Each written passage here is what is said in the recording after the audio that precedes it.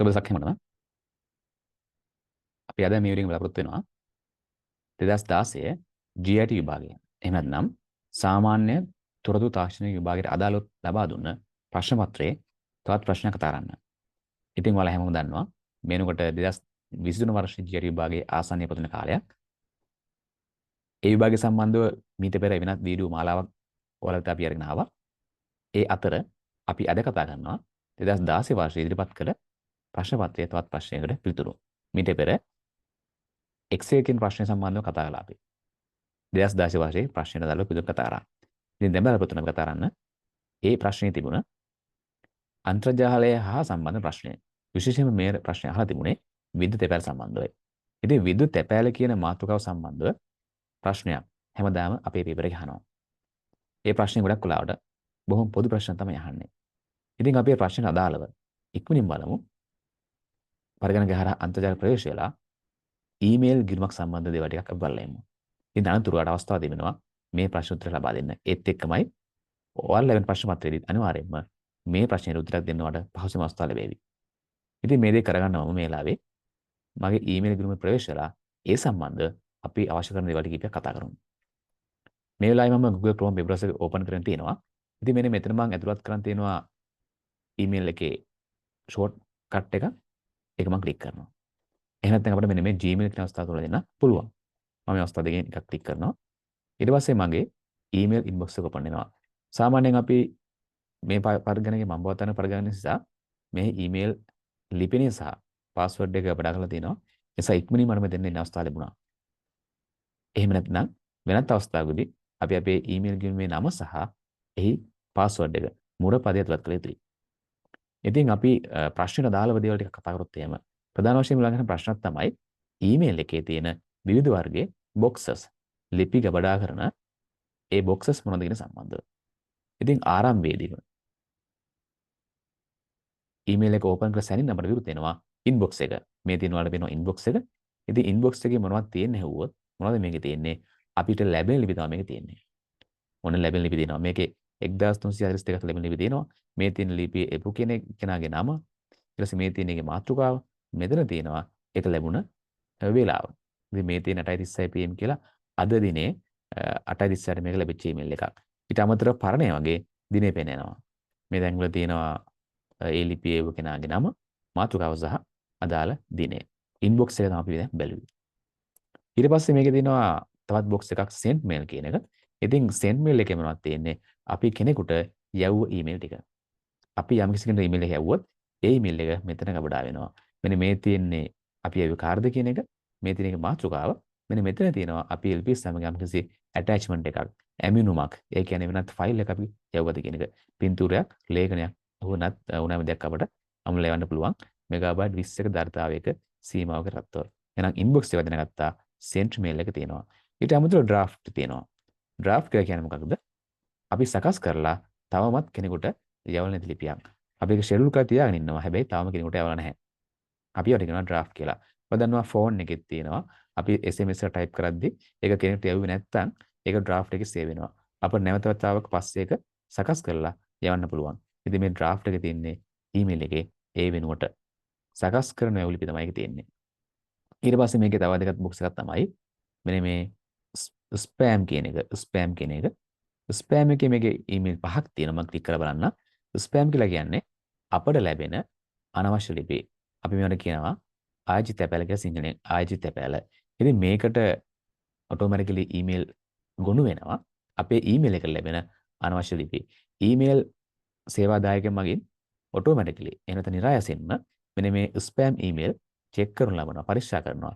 පරීක්ෂා කරලා ඒවා ස්පෑම් එකක් නම් මෙන්න මේ ෆෝල්ඩර් එකේ අපඩා කරනවා.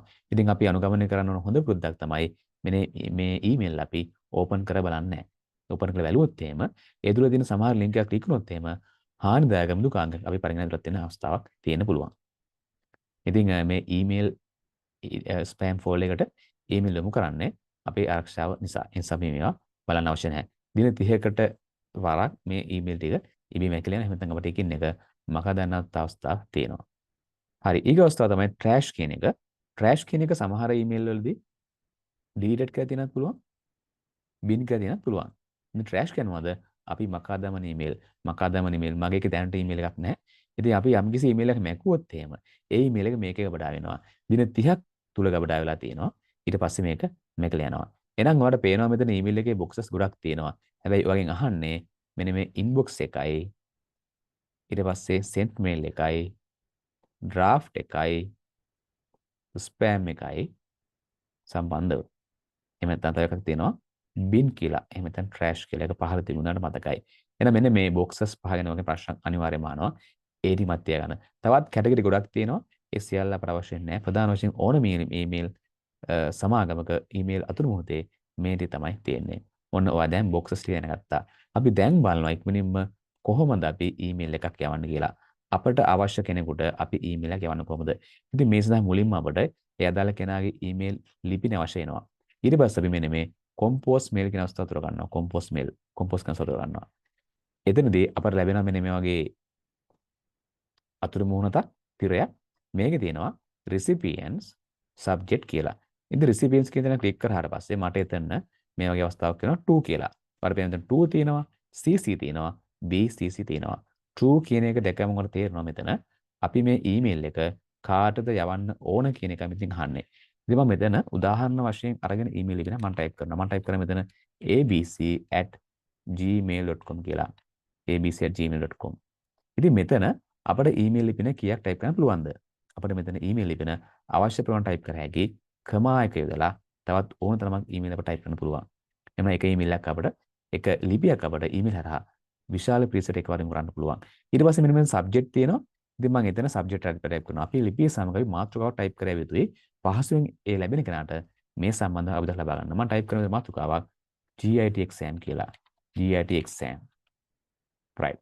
ඊට පස්සේ මෙතන අපි ටයිප් කරන්නේ ඊමේල් ලිපිය නැත්නම් පණිවිඩය ටයිප් කරනවා. ඉතින් මම මෙන්න මෙතන ලිපියක් ටයිප් කරගන්නවා. Hello, we have GIT exam on 80th March 2023. right. ඔන්න ඔය විදිහට අපිට දිගින් දිගට අවශ්‍ය කරන ලිපිය ටයිප් කරගෙන අවස්ථාවක් තියෙනවා. හරි. ඔන්න මේකේ තියෙනවා මේ ස්ප්‍රින්ට් එක ගැම පාවා බලන්න අපිට ඒක කරන්න පුළුවන්. ඊට පස්සේ මෙන්න මේක සිලෙක්ට් කරගෙන මට පුළුවන් මෙන්න මේ ටූල්ස් පාවිච්චි කරලා වෙනස් කරන්න මේ ඊමේල් ලිපිය නේ. මෙන්න මේකේ පුළුවන් අපිට අකුරු වර්ගය වෙනස් කරගන්න. මේකේ පුළුවන් අපිට අකුරු ප්‍රමාණය වෙනස් කරගන්න. බෝල්ඩ් කරන්න පුළුවන්. පදකලු පාර කරා, ඩෙලිට් කරනවා, අකුරු ටික ඇල කරනවා. ඊට පස්සේ අන්ඩර්ලයින් කරනවා, ඊට ඉරක් ගහනවා. ඊට පස්සේ මෙන්න මේකේ අපිට පුළුවන් මේවට අදාළ වර්ණයක් වෙනස් කරලා දෙන්න. ඔන්න ඔහොම අපිට ටයිප් කරන්න පුළුවන්. මම අකුරු වර්ගය පොඩ්ඩක් වෙනස් කරන්න පේන දේ නිසා ඔන්නම හදාගත්තා. හරි. ඊට පස්සේ මේකෙන් පුළුවන් අපිට මේවා ලයින් කරන්න යම්සි පැත්තකට දාන්න පුළුවන්. ඔන්න ඔහොම කරලා අපි send දුන්නාට පස්සේ මේක අදාළ abc@gmail.com ට ලැබෙනවා. හරි. ඊට පස්සේ මෙන්න මෙතනදී වැදගත් අවස්ථාවක් මම ඔයාලට පෙන්නන්න. මෙන්න මේකේ වැදගත් අවස්ථාවක් attach files කියන එක. තවත් අවස්ථා ගොඩක් තියෙනවා. නමුත් ඔයාලගේ ප්‍රධාන වශයෙන් අහන්නේ මෙන්න මේකනේ. අපි ඉස්සෙල්ලා ඒක බලමු. attach files. මෙන්න මේ attach files කියන icon එක ක්ලික් කරලා අපිට පුළුවන් අපේ කම්පියුටර් එකේ තියෙන ෆයිල් එකක් මේක නමුලා යවන්න. අපි කියනවා ඇමිනුමක් කියලා. attachment එකක්. මම ක්ලික් කරන්නම් ඒක. මම මේ ලිපිය සමග ඇමිනුමක් යවනවා මේ පුද්ගලයාට. ඉතින් ඒක ඩොකියුමන්ට් එකක් වෙන්න පුළුවන්. එහෙම නැත්නම් පින්තූරයක් වෙන්න පුළුවන්. මේ වගේ දෙයක්. ඉතින් මම මෙන්න වගේ කුඩා පින්තූරයක් කුඩා ලේඛනයක් මේ වෙලාවේ මේකට attach කරනවා. මම මෙන්න මේක attach කරගන්නවා. ක්ලික් කරා මම ඒක open දුන්නා. එතකොට ඒක මෙතන attach number පෙන්නයි. තව පොඩි ලාග මෙන්න මේ වගේ මේක attach වෙනවා. නම් මේ කිලෝබයිට් 60ක් තියෙන මේ පෙන්නන්නේ ප්‍රමාණය මේ තියෙන එකේ නම. මේක WhatsApp පරමට ලැබිච්ච ඊමේල් එකක්. ඒ නිසා ඒ නම තියෙන්නේ. ඉතින් අපිට කැමති නම විදිහට දාගන්න පුළුවන්. එහෙනම් මේ ෆයිල් එක මෙන්න මේ abc@gmail.com ට ලැබෙනවා. ඉතින් send mail දුන්නාම මේක send වෙනවා. මේක තමයි ප්‍රධාන වශයෙන් දෙන්නේ. අපි දැන් බලනවා තවත් වැදගත් සම්බන්ධව. එමන් දැන් ඔයාලා දැනගත්තා to කියන්නේ මොකද්ද? subject කියන්නේ මොකද්ද? ඊට පස්සේ attachment එක කියන්නේ මොකද්ද කියලා. දැන් බලන්න මෙන්න මේ අවස්ථාව දෙක CC සහ BCC. මෙන්න මෙතන ක්ලික් කරලා තමයි අවස්ථාව දෙක එන්නේ. CC සහ BCC. CC කියන්නේ කෙටියෙන් carbon copy කියන එක.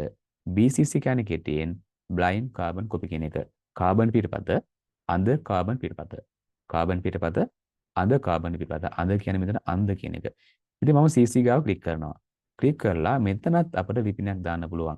CC සහ BCC කියන්නේ දෙන්නම ලිපින යෙදිය හැකි තැන් දෙකක්. ලිපි යෙදිය හැකි තැන් දෙකක්.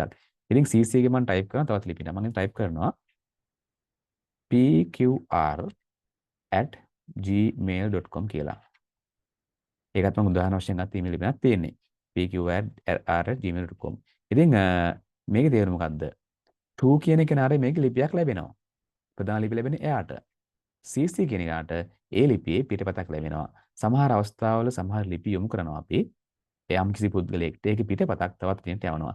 විශේෂයෙන්ම රාජකාරී මට්ටමේදී ආයතනගත ලිපි. යම් කිසි පුද්ගලයෙක් ලැබුණොත් මේ ලිපියක් යවුවොත් ඒ පුද්ගලයා අයිති ආයතනයට වෙන සමහර පිටපතක් යන්න පුළුවන්. එවැනි පිටපත් අපි මෙන්න මේ ලිපි නරේ දානවා. පිටපතක් ලැබිය යුතු වගේ ලිපි නෑ. එතකොට 2 එකේ ඉන්න ABC දන්නවා PQRට මෙහි පිටපතක් ලැබුණ බව. PQR උත් දන්නවා ABC තමයි මේකේ මුල් ලිපි ලැබුණේ මයි ගාව තියෙන්නේ ඒකේ පිටපතක් කියලා. හරි. ඊගාව කරනවා BCC. ඉතින් BCC කියන්නේ බ්ලයින්ඩ් කාබන් කොපිනේ. එතනත් මට ලිපියක් ටයිප් කර හැකි මම ටයිප් කරන ලිපියක් මේ විදිහට මම ටයිප් කරනවා එතන xyz@gmail.com කියලා උදාහරණ වශයෙන් ගත්ත ලිපිනයක්. හරි. ඊට පස්සේ මොකක්ද අපි මේකේ තේරුම් ගන්න ඕන. ඉතින් මෙන්න මෙතන මේ XYZ කියලා කියන්නේ බ්ලයින්ඩ් කාබන් කොපි. මේ බ්ලයින්ඩ් කාබන් කොපි කියන එක නා අද කාබන් පිටපත කියන එක නා ටිකක් බලවත් කෙනෙක් වගේ. ඒ කියන්නේ මේ ලිපියේ පිටපතක් XYZ ලැබෙනවා. හැබැයි එයාගේ ලිපිනය ABCට හෝ PQRට පෙන්වන්නේ නැහැ. ඒක තමයි BCC විශේෂ ලක්ෂණය. BCC හි සඳහන් ලිපින වලට ලිපියේ පිටපතක් ලැබෙන අතර ඔවුන්ගේ ලිපින අන් අයගෙන් සංගවයි. තමයි ඔයා පාඩම් කරලා තියාගන්න ඕන කාරණේ. හරිද? එහෙනම් XYZ ලිපියේ පිටපතක් ලැබෙනවා. හැබැයි එයා ලැබිච්ච බව PQR දන්නෙත් නැහැ, ABC දන්නෙත් නැහැ. හැබැයි මෙන්න මෙහෙම කාරණේකුත් තියෙනවා. XYZ නම් දන්නවා ABCට සහ PQRට මේ ලිපිය ලැබුණ බව. XYZ ඒ සම්බන්ධ දන්නවා. එහෙනම් ඔන්න ඔය කාරණාවයි තමයි ඊමේල් සම්බන්ධයෙන් මම කියව කාරණා හොඳින් තේරුම් ගන්න. නැවත වතාවක් වීඩියෝ එකේ මැදට ගිහිල්ලා ඒ ටික ආයෙ බලලා ඔය කතාව හොඳින් තේරුම් ගන්න බලන්න. ඉතින් මේ සියල්ල අවසානයේ අපි සෙන්දුනොත් එහෙම මේ ලිපිය මේ ඉහළ දිනකට ලැබෙනවා. ඉතින් මෙන්න මේ ටිකෙන් තමයි අපි ප්‍රශ්නයක් අහන්නේ. ඉතින් මේ විදිහේ ඊමේල් එක යවා ගන්න හැකියාව ICT සම්බන්ධව දැනුම තියෙන කෙනෙක්ට අනිවාර්ය හැකියාවක්. ඒ නිසා තමයි මේ ප්‍රශ්න අපෙන් හැමදාම අහන්නේ.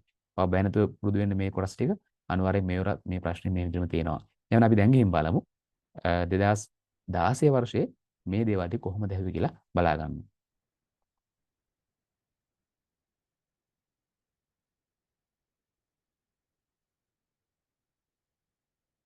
මෙන්න මේ විදිහට තමයි ප්‍රශ්නේ තියෙන්නේ. මම මේ ප්‍රශ්නේ මේ වෙලාවේ ඕපන් කරගෙන තියෙන අපි ඒත් ඉක්මනින් බලමු.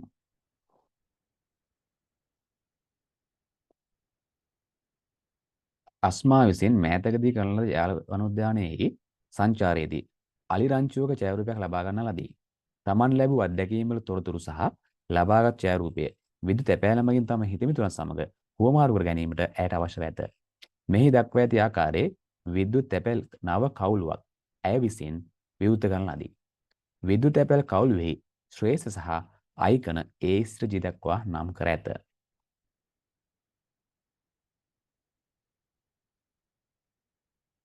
එහෙමනම් මේ විදිහට විද්‍යුත් තැපෑලක් එවීම සම්බන්ධ කවුලුවක් වින්ඩෝ එකක් අපිට පෙන්වනවා.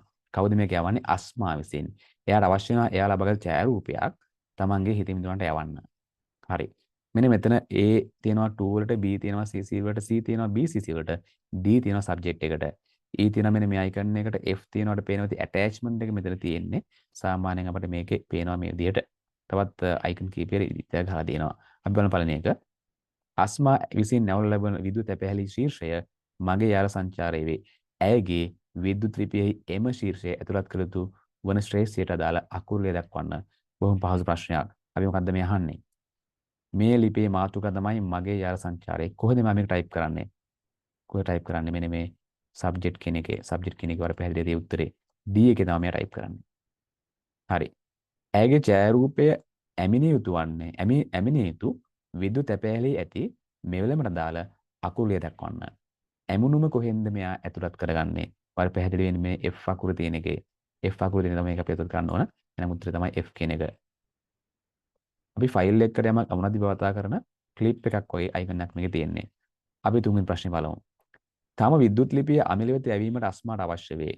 තම විද්‍යුත් ලිපිය අමිලව තැවීමට අස්මාට අවශ්‍ය වේ. අමිලගේ විද්‍යුත් තැපැල් ලිපිනය ඇතුළත් කළ යුතු වන ශ්‍රේෂ්ඨයට අදාළ අකුරුලිය දක්වන්න. එහෙනම් අමිලට මේක යවන්න ඕනලු. ඒක කොහෙද දාන්නේ? අමිල තමයි නම් ලිපි ලැබෙන කෙනා. එහෙනම් කොහෙද දාන්නේ අපි ඒක? මෙන්න මේ 2 කියන එකේ. එහෙනම් උත්තරේ මොකද්ද? A කියන ලේබල් එක. මේ ලිපිය ප්‍රශ්නේ මුලින් කියන්නේ මේ කාර්යය යවන්න කියලා. යාළුවන්ට යවන්න කියලා මෙතන කියනවා අමිලට යවන්න අවශ්‍යයි. එහෙනම් ඒක දාන්නේ 2 වල A කියන ලේබල් එක යටතේ. අපි ඊගා ප්‍රශ්නේ බලමු. තම විද්‍යුත් ලිපිය වරුණ වෙත යැවීමටද අස්මාට අවශ්‍ය වේ. එසේ වුවත් තමා අමිලට යවූ ලිපියේ පිටපතක් වරුණට යවා ඇති බව අමිල නොදැන සිටිය යුතු බව අස්මා තීරණය කරයි. වරුණගේ විද්‍යුත් තැපැල් ලිපිනය ඇතුළත් කළ යුතු වන ශ්‍රේෂ්ඨ දාල අකුරුලිය දක්වන්න. මොකද මේ කියන්නේ? මේ විදුලි ලිපිය වරුණී වෙත යැවීමට අස්මාර අවශ්‍ය වෙනවා. හැබැයි අමිලට යැවූ ලිපියේ පිටපතක් වරුණට යව ඇති බව අමිල නොදැන සිටිය යුතුය. right. වරුණගේ විදුලි තැපැල් ලිපිනය ඇතුළත් කරන්නේ අදාළ ශ්‍රේෂ්ඨ අපෙන් අහනවා. එහෙනම් වරුණට කොපි එකක් යන්න ඕන. හැබැයි මෙයා කියනවා වරුණට කොපි එකක් ගියා කියලා අමිල දැනගන්න අවශ්‍ය නැහැ. ඒ කියන්නේ මේකේ 2 එකකින් ඉන්නේ කෙනා. අමිල 2 එකේ ඉන්නේ. එයා දැනගන්න අවශ්‍ය නැහැ වරුණේ මේකේ පිටපතක් ගියා කියලා. එහෙනම් කොහෙද අපි ඒක දාන්නේ? අපි කතා කරන් පැහැදිලි වෙක. ඒක දාන්නේ BCC එකේ. එහෙනම් උත්තරේ මොකද්ද මේකට? C අකුර C ලේබල් එක. හරි. ඊගා ප්‍රශ්නේ අපි යනවා. පසුදින අමිල විසින් අස්මාගේ සංචාරය පිළිබඳ තොරතුරු සහ ඡායාරූප එවීම ගැන ඇරසුදි කරමින් පිළිතුරු ලිපියක් යවනු ලබයි. අමිල විසින් Tamanට එවන ලද විදුලි තැපැල් ලිපිය අස්මා සොයාගත යුතු වන්නේ ඇයගේ විදුලි තැපැල් ගිණුමේ කුමන ෆෝල්ඩරෙන්ද? හරි මොකද්ද මේ කියන්නේ? අමිල අස්මාගේ සංචාරය පිළිබඳ තොරතුරු සහ ඡායාරූප එවීම ගැන ඇයට ස්තුති කරමින් පිළිතුරු ලිපියක් එවනවා. එහෙනම් ඔන්න අස්මා ලිපිය යවි අමිලට අමිල දැන් රිප්ලයි එකක් එවනවා. එහෙනම් අමිල විසින් තමන්ට එවන ලද විදුලි තැපැල් ලිපිය අස්මා සොයාගත වන්නේ කුමන ෆෝල්ඩරේද? ඒතර අස්මාගේ කොහෙද මේක තියෙන ඊමේල් ගිණුමේ? මේක තියෙන්නේ කොහෙද? අපි කතා ඉස්සෙල්ලා ඉන්බොක්ස් එකේ තියෙන්නේ. ඉන්බොක්ස් එකේ තියෙනවා ඉන්බොක්ස් කියලා කියන්නේ නැත්නම් ලැබෙන ලිපි. ඉංග්‍රීසියෙන් ලේසි වට පුළුවන් ඉංග්‍රීසියෙන් ඉන්බොක්ස් කියලා. එහෙනම් ඔන්න උත්තරේ බොහොම පැහැදිලි අපි ඉස්සර කතා කරා. අපි ඊගා ප්‍රශ්නේ යනවා. අවසාන ප්‍රශ්නේ දෙන්නේ මෙන්න මේ වගේ. දින දෙකකට පසුව තමන් විසින් අමිලට සහ වරුණට යවන ලද විදුලි තැපැල් ලිපියට නැවත ප්‍රවේශ වීමට අස්මාට අවශ්‍ය වේ. හරි. අමිලටයි වරුණටයි යැවුව ලිපි දෙකක් තියෙනවනේ. ඒවට නැවත ඒක ඕපන් කරලා බලන්න ඕන වෙනවා අස්මාට. මේ විදුලි තැපැල් ලිපිය අස්මා සොයාගත වන්නේ ඇයගේ විදුලි තැපැල් ගිණුමෙහි කුමන ෆෝල්ඩරෙන්ද? යැවුව ලිපි කොහෙද තියෙන්නේ? සෙන්ට් මේල් එකේ තියෙන්නේ. සෙන්ට් මේල් එකේ යැවුව ලිපි ගොඩේ තමයි තියෙන්නේ. සෙන්ට් මේල් එකේ. එහෙනම් ඔන්න පැහැදිලියදී බොහොම පහසු ප්‍රශ්නයක් මේ දේ තමයි හැමදාම ගහන්නේ. මේවත් මේ විදිහටම අහන්න අවස්ථාවක් තියෙනවා ගොඩක් දුරට. ඒ නිසා මේක හොඳින් පුරුදු වෙන්න. සහ විශේෂයෙන්මදී මේ පුරුද්ද වගේමයි ඊමේල් එකක් මේ විදිහට යවන්න, ලැබෙන ඊමේල් චෙක් කරගන්නවා හැකියාව ලබා ගන්න. ඒක තමයි මේ විෂයේ මේ පාඩමේ අරමුණ වෙන්නේ. එහෙමනම් මේ වගේ තවත් පාඩමකින් අපි ඉස්සෙල්ලා හම්බෙමු. ආරාධනා කරනවා හැමෝටම YouTube එකත් සමග එකතු වෙලා ඉන්න. සහ මේක පණුවෙන් අරබන්න. ළඟින GIT විභාගයේ හොඳින් ජය ගන්න ප්‍රාර්ථනා කරනවා. හැමෝටම හොඳ ප්‍රතිඵල ලබා ගන්න කියලා. එහෙනම් අපි ඊළඟ වීඩියෝ එකේ හම්බෙමු. එතෙක් ඔබට සුබ දවසක්.